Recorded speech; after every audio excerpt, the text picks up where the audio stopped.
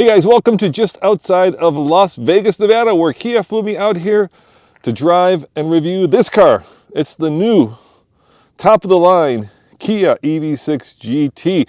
In this video, I'm going to do a walk around. I'm going to show you everything that is cool about this thing. I'm going to tell you the 3 things I don't like about it. We're going to talk about what it competes with.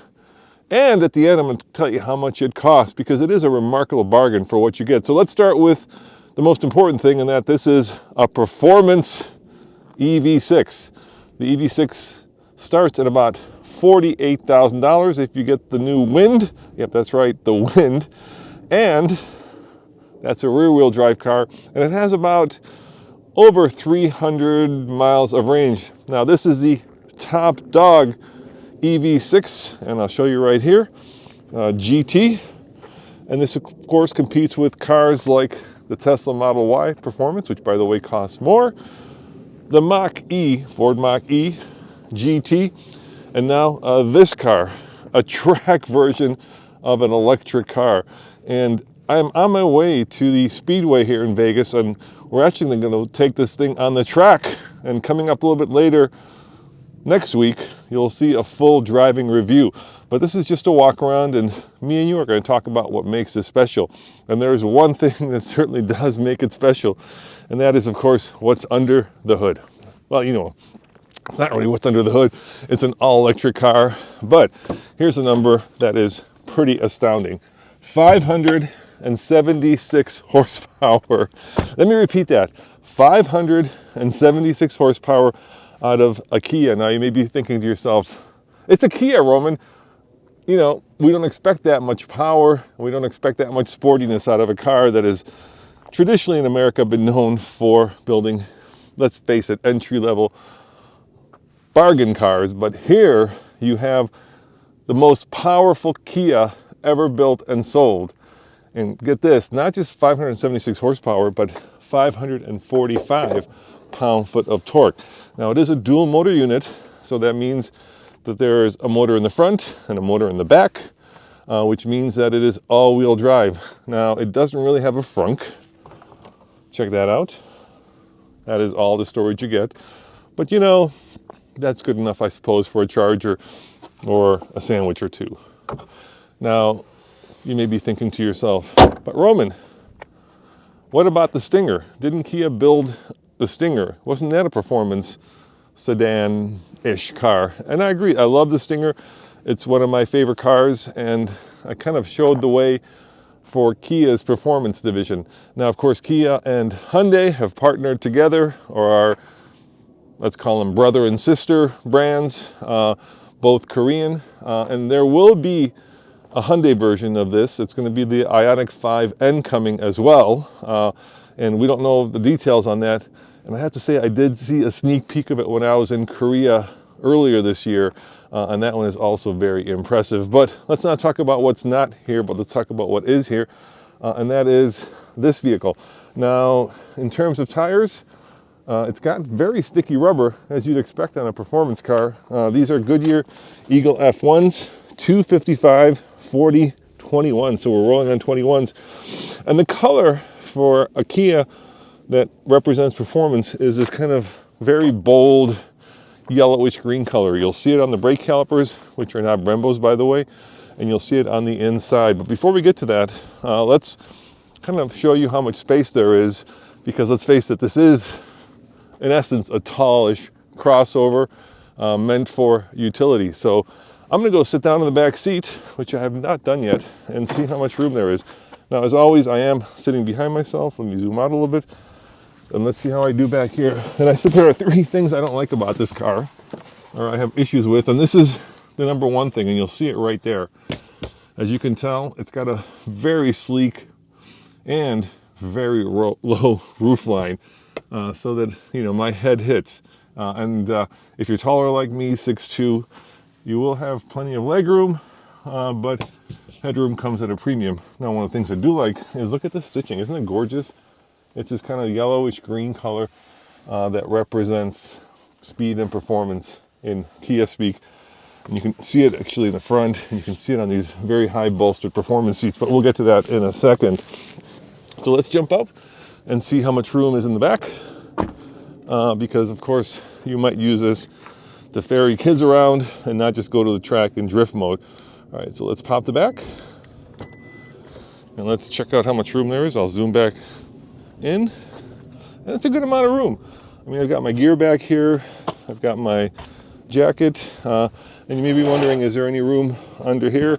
And the answer is no, but you could, once again, put a charging cable here, and then, of course, this being a Kia / Hyundai, like I said, it's a sister or brother car to the Ioniq 5. It does have a thing called vehicle to load, which is the ability to, where's the charger, plug in a little dongle into the charging port. I've lost the charging port.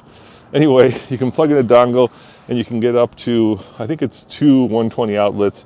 So you could power things like, oh, for instance, I don't know, a coffee maker, or perhaps a hairdryer. Could a hairdryer do it? I'm not sure about that. It'll take up a lot of power, but certainly a coffee maker or you know, in an emergency, anything that you can plug into a 120 outlet. Now, speaking of power, you may be wondering, how big is the battery? Well, great question. It's about 78 kilowatt hours, which isn't grand, and that comes to the number 2 thing I don't like about this. By the way, that first thing, I mean, this is what makes it so sleek, right? It's this A-pillar, but the issue is when you get in the A-pillar, you end up, let me show you my perspective, kind of having really a part here that, let me look at it, that if you're tall, gets in the way of your line of sight. So I'm really kind of looking, I mean, if I put this down, I can't even see what's in front of me. So the low roof line, while it is sexy, it does create a pretty big, well, lack of room in the front and in the back. Anyway, I think I've beat that to death. Let me show you one other thing that's kind of odd for a relatively expensive car, and I'll tell you at the end how much it costs. What's missing here, guys? Yep, fortunately, no power seats, which, you know, Kia would say is because this is a performance car and makes it lighter. I would say, you know, give me some power seats, but I do love these seats. You got the GT boldly embedded, I would think, into the back of the seat. Once again, this really beautiful stitching, and of course the GT button here. So like I was saying, let's talk about the battery size. Not very big, and I think if you're going to have a performance car, performance is also, in my opinion at least, based on how far the vehicle can travel. And this one is rated, I'm going to turn it around so we're not facing the sun. This one is rated at 206 miles of range. Rotary knob for putting it in gear, and let's face it, 206 miles, it's a little on the short side considering that the rear-wheel drive version will go over 300 miles of range. And of course those numbers will vary, so if you're in Florida or SoCal, that 206, especially if you switch from sport mode right there to eco mode, probably goes up much higher. But if you're in a place like I am in Colorado, it's probably going to go down, unfortunately. And so 206 then in the winter might become, you know, 180 or less. And like I say, I think my biggest issue with this car is if you were going to make it a performance vehicle, let's actually make it a performance battery as well and take it up and give it a little bit more range. All right, so let's talk about some other things in here.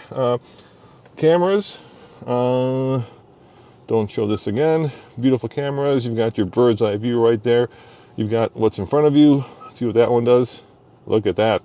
Now, I'm a big fan of when they actually match the color of the car to the color that's on the screen. It's just a nice little touch. So I'd love to see that. I think this is called Runaway Red, and I've got the Monroney right here, and I'll show you that in a second.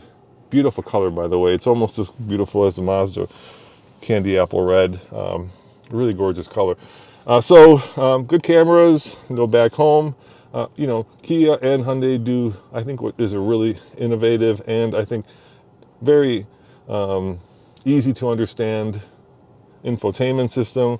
I've got 2 almost 13-inch screens, you know, with a lot of very straightforward buttons that you can, that's great, that you can pick. Of course, my favorite station is chill. And then it's easy to find home. And over here, you'll note that there are different levels of regen available. So if you're like me, let me zoom in on that. and you like one pedal driving, it does have a one pedal feature. This LV3 means that it's its highest level of regen. So if you like one pedal driving, this is great. And you can also use that on the track. And like I said, we're going to be taking this on the track in not too long. So stay tuned for that video coming next week. Some other notable things, of course, heated seats, heated steering wheel, which is nice. We zoom in on that. There you go. Look at that. Real buttons.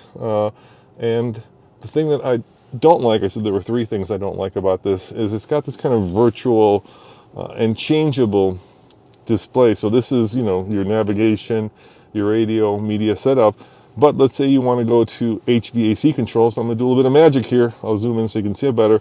So let's see, hit that. These buttons are dual purpose. So now the volume knob and the tuning knob become passenger and driver side HVAC controls. And it's clever and it's cool, but if I'm being honest, I would appreciate, real buttons that stay and do the things that they say they do. So that's my third thing that I don't like about this car. But outside of that, not so bad. Now, let me use it back out here. Let me show you this button. If you're familiar with the N cars, the Engren button on the Hyundai, you'll probably be thinking to yourself, Roman, that GT button probably does the same thing. It gives you a power boost of like 10 seconds. So in an N car from Hyundai, if you were to hit that button, it's at Engren, then you would get like I said, 10 seconds of added power, whether it's a Veloster or an Elantra N. But in this car, it just gives you all the power all the time, at least until you hit 70% of the battery. At 70%, you start to get a little bit of detuning happening, a little bit of derating, and it doesn't actually give you as much power. Now, speaking of power, it's abundant. Like I said, 576 horsepower. But the real number that Kia likes to tout is that it's got, get this, a 0 to 60 time, and they say they're being conservative, of 3.4 seconds. Now let me put that into perspective for you. 3.4 seconds means that you're in Porsche Taycan territory from 0 to 60. And the other number that is also staggering, and I think makes this a really great electric vehicle, is it's got an 800 volt architecture. And there are only, I think, 3 cars, well, this, the Ioniq 5, which we road tripped, actually cannonballed across the country, the Hummer EV, which also has an 800 volt architecture, and of course the Porsche Taycan. And Kia will tell you that it will charge from 20 to 80% in about 18 minutes on a 350 kilowatt charger. Now, as they like to say on TV, results may vary, as you know, because there may be a 50 kilowatt volt parked in that 350 kilowatt charger, and you may be stuck at the 150. And this is, of course, DC fast charging. So, like I say, results may vary, but you do have an 800 volt architecture. And like I say, you can rapidly fill up the battery. And the charging curve, at least according to Kia, is relatively flat. So it'll start at 20% and it'll hold that 250, because it charges at 250, even though it's on a 350 charger, and then at 80%, of course, it falls off a cliff. So, another cool thing about this, and as you know, both Hyundai and Kia like to do little Easter eggs, is what they call drift mode. So, not only is there a GT mode, but there's a drift mode which sends most of the power to the rear wheels, so you can smoke the rear tires, or you can, do that kind of Chris Harris thing around the track where you're in full counter lock and then the rear wheels are smoking around a corner. And we're going to go try that next here at the Speedway in Las Vegas. And I'm going to put that video out next week. So please come back and let me know in the comments below. What do you guys think? Is this a worthy performance car? And would you be interested in a car that goes from 0 to 60 in 3.4 seconds? But the downside is it only has 206 miles of range. Now, I promised you I would tell you how much it cost. So let's go get the sticker and let's look at that number. It's also got the Tesla-like doors, of course, where the handles hide. I'm not a big fan of that, but they do come out when you hit the button. I just think that's kind of becoming an electric car cliche. And especially if it's snowy and cold and frozen, there are issues with that. But yeah, let's put this in the sun and let's look at the number. So important numbers to look at here. 79 mpge. Now, manufacturer suggested price $61,400. This has $170 worth of floor mats, believe it or not, carpeted floor mats, for a grand total after a destination charge of $1,295, which actually is reasonable considering that, like, Stellantis is now almost up to $2,000. And this is coming all the way from Korea because these are built in Korea. $62,865 is your final out the door price, which is cheaper than a Tesla Model Y Performance, which we owned. And I can't talk about driving impressions yet. We'll do that when we go drifting and on the racetrack. But I can talk about driving impressions of the Tesla Model Y, which we owned, I think, for almost a year. And they weren't good. It didn't really, it performed well. It was very quick, but the Model Y Performance wasn't sorted from a suspension standpoint. It was very rough riding. And if you come back for the next video in this series, I'll let you know how this thing does when you actually get behind the wheel and get behind the wheel on the racetrack. I can't believe they're going to let us on the racetrack. I was thinking to myself, are there any other electric cars where we've actually gone to a racetrack for one of these drive programs? And maybe the Mach-E GT, but I'm not sure. I wasn't on that one. So if you remember, let me know in the comments below if we actually took it on the track. But this is one of the first performance cars where we're actually going on the track, and they're going to let us fling this thing about and see how it handles. Now, I know a lot of you don't go on tracks, and it's not something that you guys are particularly interested in, but it's still impressive that a manufacturer does allow that. Now, the last thing I'm going to say is, and this is what I'm really curious about, is, as you know, Colorado is home to the Pikes Peak hill climb, and every year Tesla takes on that hill climb, and a really good time would be about 10 minutes. And I've learned from Paul, our race car driver, that many of the Teslas that take on the hill climb derate themselves. In other words, they're drawing so much electricity out of the batteries that you would melt the motors or the cables going to the motor, so that they automatically derate themselves after about the first 2.5, 3 minutes. Oh, I found the charging. I think this is a charging. Let me see. Charging cable area. Can I pop it open? Where is my little? That opens that. This, I think that's right there. Oh, now I got to figure out how you open it. Sorry, it's not on the key. I was hoping it was on the key. Let me see if there's a button. So that should have opened it. Ah, it did open it. Yeah. So of course you've got AC charging, and Tom just did a video where everybody yelled at him because he called this level 3 DC charging. But let's face it, guys, for all of you who aren't electric car aficionados, level 3 is a good way to talk about it. But anyway, here's your charge port, and that has been standardized, unfortunately, so everybody puts their charge ports in different locations. You've got your lights telling you how much charge you have. So if you're doing Electrify America, you're going to have to back up into the station, unless you got one of those new drive-through stations. Anyway, I'm curious to see if this will, in fact, derate itself, or if it'll let us, hammer it on the track in GT mode. And I think we're also going to go and do a little bit of drag racing, which I can't wait to do. So there you have it, your first look at the EV6 GT. Let me know in the comments if you like it. Oh, I forgot, it does have a sunroof. Half the sunroof, not one of the huge ones. And if I remember right, there should be lights under here, which are pretty cool. I think you can see them right there. So at night, that also lights up. So style-wise, certainly a very striking car in this very striking color. See you guys next time. Ciao.